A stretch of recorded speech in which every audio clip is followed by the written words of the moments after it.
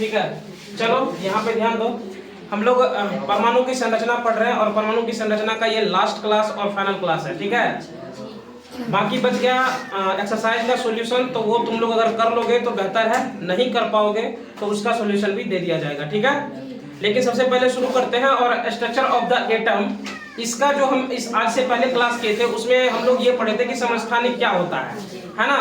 समस्थानिक पढ़े थे क्या होता है, और उसी में एक दो पॉइंट और पढ़े थे, ठीक है। तो समस्थानिक हम लोग क्या पढ़े थे कि कोई भी तत्व है जिसका परमाणु संख्या समान है, ठीक है, लेकिन द्रव्यमान संख्या अलग अलग है, तो वो क्या कहलाएगा, समस्थानिक कहलाएगा, ठीक है। इसका हमने एग्जांपल भी दिया था, जैसे क्या था एग्जांपल, कार्बन का ही तुम देख लो, हाइड्रोजन भी है लेकिन कार्बन का भी तुम देख लो। तो कार्बन का क्या होता है, परमाणु संख्या 6 है और द्रव्यमान संख्या कितनी है, 12 है। एक और कार्बन भी है जिसकी परमाणु संख्या 6 है और द्रव्यमान संख्या कितनी है, 14 है, ठीक है ना। तो ये हम उस दिन समस्थानिक में समझ लिए थे, है ना। आज हम लोग आगे बढ़ते हैं और बात करते हैं समभारिक क्या होता है, ठीक है। देखो नाम से ही डिपेंड करता है कि समभारिक मतलब भार, है ना, उस तत्व के कितने भार है ना।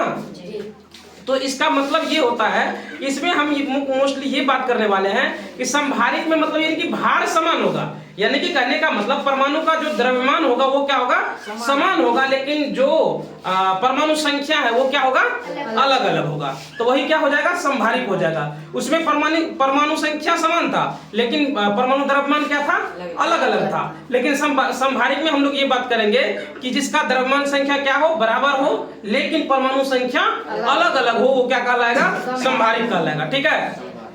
तो चलो बढ़ते हैं इस क्लास में आगे और बात करते हैं समस्थानिक के पहले कुछ अनुप्रयोग का, तब चलेंगे समभारिक पे, ठीक है ना। तो समस्थानिक के कुछ अनुप्रयोग मतलब कहने का मतलब कि इसका प्रयोग हम लोग कहाँ करते हैं, इस पे हम लोग पहले ध्यान देते हैं। तो देखो कुछ समस्थानिकों के विशेष गुण होते हैं जिनके उपयोग मतलब हम विभिन्न क्षेत्रों में करते हैं, लेकिन उनमें से कुछ जो है जो हमारे लिए जानना जरूरी है वो कुछ इस प्रकार से। जैसे यूरेनियम के एक समस्थानिक का उपयोग परमाणु भट्टी में ईंधन के रूप में किया जाता है। जो परमाणु भट्टी होते हैं ना उसमें ईंधन के रूप में यूरेनियम का प्रयोग किया जाता है, यूरेनियम का नहीं, यूरेनियम के समस्थानिक का, है ना, प्रॉपर यूरेनियम का नहीं, किसका, उसके समस्थानिक का, ठीक है ना। तो कैंसर के उपचार में कोबाल्ट के समस्थानिक का उपयोग किया जाता है। कैंसर के उपचार में भी कोबाल्ट का जो समस्थानिक होता है उसका प्रयोग किया जाता है। उसके बाद घेंघा रोग के इलाज में आयोडीन के समस्थानिक का उपयोग किया जाता है। घेंघा रोग के तुमने मतलब छठा क्लास में पढ़ा होगा, 6th क्लास में ही है कि आयोडीन की कमी के कारण घेंघा रोग होता है, और आयोडीन की कमी अगर पूरी कर दिया जाए तो घेंघा रोग खत्म हो जाती है। तो यहाँ पर घेंघा रोग के खत्म करने के लिए आयोडीन की जरूरत तो होती है, लेकिन आयोडीन के समस्थानिक की जरूरत होती है। प्रॉपर आयोडीन जो होते हैं उसकी जरूरत नहीं होती, इसकी जो समस्थानिक होते हैं उसकी जरूरत होती है। समझ में आ गई बात। चलो अब आगे बढ़ते हैं और बात करते हैं समभारिक का, ठीक है। समभारिक क्या होता है, और इसके बाद हम एनसीईआरटी का जो क्वेश्चन आंसर है दो उसको कर लेंगे और उसके बाद अगले दिन एक्सरसाइज कर लेंगे, ठीक है। तो समझ लेते हैं समभारिक क्या होता है। तो देखो कैल्शियम और यहाँ पे नहीं, अलग अलग परमाणु संख्या वाले दो तत्वों को जिनकी द्रव्यमान संख्या समान होती है समभारिक कहा जाता है। हम अभी तुरंत चर्चा किए थे ना कि समभारिक हम किसको कहेंगे, जिसका परमाणु संख्या समान हो लेकिन परमाणु संख्या अलग अलग हो लेकिन परमाणु द्रव्यमान क्या हो, समान हो, उसको हम लोग क्या कहेंगे, समभारिक कहेंगे। क्लियर है जी। इसमें परमाणु संख्या अलग अलग लेकिन परमाणु द्रव्यमान बराबर। समस्थानिक में क्या था, परमाणु संख्या परमाणु संख्या समान लेकिन परमाणु द्रव्यमान अलग अलग, ठीक है ना। क्लियर है ना। तो दोनों में अलग अलग है, समभारिक वाला में भार बराबर होगा और समस्थानिक वाला में परमाणु संख्या बराबर होगा। सिंपल सी बात इतनी ही याद रखनी है, समझ गए ना। चलो अब आगे बढ़ते हैं। जैसे इसमें एग्जांपल ये है कि कैल्शियम और आर्गन को देखने पर दोनों की परमाणु संख्या 20 और 18 है। यहाँ पे देखो परमाणु संख्या क्या है, 20 और 18। कैल्शियम का 20 होता है और आर्गन का 18 होता है, जबकि द्रव्यमान संख्या 40 है। लेकिन ध्यान से अगर तुम देखोगे तो इसका द्रव्यमान संख्या क्या है, 40 है, लेकिन परमाणु संख्या क्या है, 20 और 18 है। मतलब परमाणु संख्या अलग है लेकिन द्रव्यमान संख्या दोनों का बराबर है। कोई दिक्कत। चलो आगे बढ़ते हैं और बात करते हैं एनसीईआरटी के कुछ क्वेश्चन का। जो क्वेश्चन आंसर हम लोग देख लेते हैं, इसमें 2 ही क्वेश्चन आंसर है, ये बीच वाला क्वेश्चन आंसर है। अभी हम अभ्यास शुरू नहीं कर रहे हैं, अभ्यास अगले क्लास में शुरू करेंगे, एक्सरसाइज वाला सॉल्यूशन अगले क्लास में करेंगे हम लोग। तो इसमें क्या हुआ कि चिन्ह H, D और T के लिए प्रतीक में पाए जाने वाले 3 अपरमाणु कणों को सारणीबद्ध कीजिए। इस फैन को थोड़ा बंद कर दो, आवाज नहीं तो नहीं आएगी, फैन बंद कर दो, ठीक है। तो चिन्ह H, D और T के लिए प्रत्येक में पाए जाने वाले 3 अपरमाणु कणों को सारणीबद्ध कीजिए। ये हमारा क्वेश्चन है। तो हमने क्या किया, पहले कॉलम में हमने प्रतीक लिख लिया, उसके बाद हमने समस्थानिक लिख लिया, इसकी समस्थानिक कौन कौन है, दूसरे कॉलम में परमाणु संख्या, तीसरे में द्रव्यमान संख्या, प्रोटॉन की संख्या, न्यूट्रॉन इलेक्ट्रॉन की संख्या और न्यूट्रॉन की संख्या। और हमको एक बात अच्छे से क्लियर है कि जो हमारे परमाणु संख्या होंगे वही हमारे इलेक्ट्रॉन और प्रोटॉन की संख्या होगी, है ना। अगर इलेक्ट्रॉन प्रोटॉन की संख्या पता चल गई, परमाणु द्रव्यमान पता चल गया, तो उससे हमारा क्या निकल जाएगा, न्यूट्रॉन की संख्या निकल जाएगा, न्यूट्रॉन की संख्या निकल जाएगा। समझ में आ गई बात। तो चलो बढ़ते हैं और देखो प्रतीक में क्या था, H, D और T था ना, H, D और T था। H से क्या, H का मतलब क्या समझते हैं हम लोग, हाइड्रोजन, D का मतलब ड्यूटेरियम और T का मतलब क्या होता है, ट्राइटियम। ठीक है, तो तीनों का परमाणु संख्या एक एक होता है क्योंकि समस्थानिक है तीनों, है ना।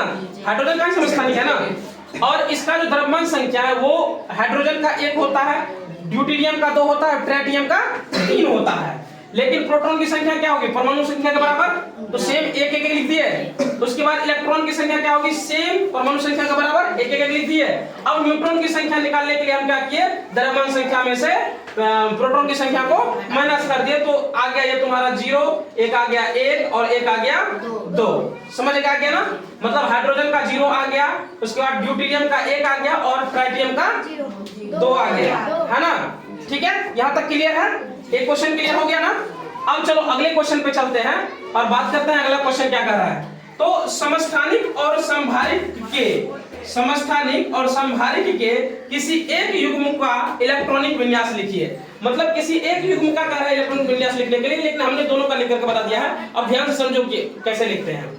तो देखो समस्थानिक एक ही तत्व के परमाणु होते हैं, है ना, वो एक ही तत्व के परमाणु होते हैं ना। ठीक है, जिनकी द्रव्यमान संख्या भिन्न परंतु परमाणु संख्या समान होती है ना। द्रव्यमान संख्या अलग अलग लेकिन परमाणु संख्या समान होती है, इसलिए समस्थानिकों के इलेक्ट्रॉनिक विन्यास भी क्या होंगे, समान रहते हैं। क्यों बोला, क्योंकि परमाणु संख्या समान है, उसी को हम अलग अलग कक्षा में बांटते हैं। अब अलग अलग कक्षा में परमाणु संख्या को बांटते हैं जब, तो सिंपल सी बात है, जब दोनों का परमाणु संख्या समान है तो इलेक्ट्रॉनिक विन्यास भी समान होगा ना। तो इसलिए देखो हम एक एग्जांपल लिए हैं, उदाहरण के लिए कार्बन के 2 समस्थानिक 12, 6 यहाँ पे सी लिया ना और 14, 6 सी लिया ना। अब देखो दोनों का हम इलेक्ट्रॉनिक विन्यास निकालते हैं। देखो एक यहाँ पे लिए हैं 12, 6 और सी, एक यहाँ पे लिए हैं, सॉरी यहाँ पे 14 लिखना है ना, यहाँ पे 14 होगा, 14, 6 और सी लिए है। ठीक है, तो के कोष में 2 इलेक्ट्रॉन जाएगा और एल कोष में 4। क्यों, क्योंकि इसकी परमाणु संख्या कितनी है, 6 है। इसकी भी देखो परमाणु संख्या कितनी है, 6 है, तो ये इसका भी 2 और 4, के कोष में 2 और एल कोष में 4 इलेक्ट्रॉन। कोई दिक्कत। अब आगे बढ़ो संभारिक। तो संभारिक अलग अलग तत्वों के परमाणु जिनकी द्रव्यमान संख्या समान लेकिन परमाणु संख्या भिन्न भिन्न होती है, संभारिक कहलाते हैं। इसमें कहता है कि जिसकी द्रव्यमान संख्या बराबर लेकिन परमाणु संख्या अलग अलग हो तो वो क्या कहलाएगा, संभारिक कहलाएगा। तो संभारिक में सिंपल सी बात है, परमाणु संख्या अलग हो रहा है तो इसका इलेक्ट्रॉनिक विन्यास क्या होगा, चेंज हो जाएगा, होगा ना। कैसे, देखो एग्जांपल में हम लिए हैं कैल्शियम का और आर्गन का। कैल्शियम और आर्गन का तुम ध्यान से देखोगे तो इसका क्या होता है, द्रव्यमान संख्या बराबर होता है लेकिन परमाणु संख्या क्या होता है, सेम होता है। परमाणु संख्या अलग अलग होता है लेकिन द्रव्यमान संख्या सेम होता है। ठीक है ना। तो ध्यान से देखो के कोष में यहाँ पे कैल्शियम का जो है परमाणु संख्या क्या होता है, 20 होता है।